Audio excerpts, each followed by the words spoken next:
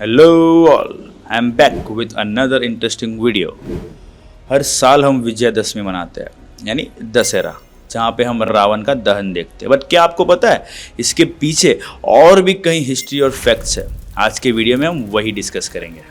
दशहरा शब्द दो शब्दों से बना है, दस और हरा, मतलब 10 बुराइयों को हरना। जहाँ पे 10 बुराइयाँ होती है, क्रोध, लोभ, मोह, अहंकार, ईर्षा, आलस, भय, अन्याय, स्वार्थ। इसीलिए रावण के 10 सिर होते हैं जो इन्हीं बुराइयों का प्रतीक होते हैं।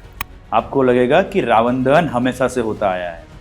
सच ये है कि प्राचीन भारत के कुछ राज्यों में रावण को ज्ञानी मानते हैं। आज भी रावण को शिव भक्त के रूप में पूजा जाता है। मध्य प्रदेश के मंडला और विदिशा गांव में आज भी लोग रावण की मूर्ति बनाते हैं और उसे दशानन राजा के रूप में स्मरण करते हैं। बहुत कम लोग जानते हैं कि विजयादशमी सिर्फ रामायण से नहीं जुड़ी। इस दिन माँ दुर्गा ने असुर महिषासुर राक्षस को हराया था, इसीलिए इसको दुर्गा दशमी भी बोला जाता है। नवरात्रि के 9 दिन माँ दुर्गा ने युद्ध किया था असुर महिषासुर से और 10वें दिन यानी विजयादशमी के दिन उनका विजय हुआ था। रामलीला देखना सबको पसंद है, बट पहले रामलीला कब हुई थी वो मैं आपको बताता हूँ। कहते हैं कि 16वीं सदी में संत तुलसीदास ने रामचरितमानस लिखी थी। उसके बाद पहली रामलीला बनारस में हुई थी और तब से पूरी वर्ल्ड, पूरी दुनिया उसको फॉलो कर रही है और हर जगह रामलीला मनाई जाती है। विजयादशमी अलग अलग स्टेट में अलग अलग तरीक़ों से मनाई जाती है। जैसे मैसूरू कर्नाटक में शाही जुलूस निकलता है, यहाँ पे हाथी, घोड़े और राजा की सवारी निकलती है और ये परंपरा 400 साल से चली आ रही है। कुल्लू हिमाचल में विजयादशमी 7 दिनों तक मनाते हैं और यहाँ पे रावण दहन नहीं होता, यहाँ पे देवताओं का जुलूस निकलता है।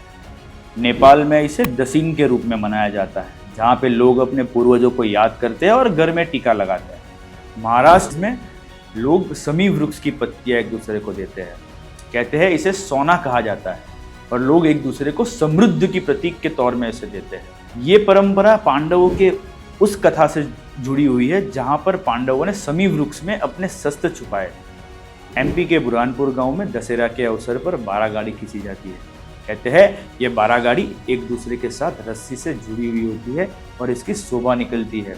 एक व्यक्ति जो ये 12 गाड़ी को खींचता है उसे बक्ता बोलते हैं। ये परंपरा को ये लोग शक्ति और समृद्धि की तौर पे मनाते हैं। आपको जान के हैरानी होगी कि रावण दहन के पुतले बनाने का बहुत बड़ा बिजनेस है। दिल्ली एनसीआर में ही लाखों रुपए के रावण, मेघानंद और कुंभकर्ण के पुतले बनाए जाते हैं और बिकते भी है। और हर साल नए नए डिज़ाइंस में पुतले बनाए जाते हैं। कभी किसी गैजेट्स के साथ बनाया तो फिर कभी किसी नेता को बनाया। तो दोस्तों, दशहरा सिर्फ एक रावण दहन नहीं, हमारी संस्कृति के साथ जुड़ने का एक फेस्टिवल है। आप बताइए कि आपके शहर में दशहरा मनाने का सबसे अनोखा रिवाज कौन सा है? कमेंट ज़रूर करना। अगर वीडियो आप पसंद आया हो तो लाइक, शेयर एंड सब्सक्राइब ज़रूर करिए। तो चलो मिलते हैं अगले वीडियो में नए फैक्ट्स के साथ, नई कहानी के साथ।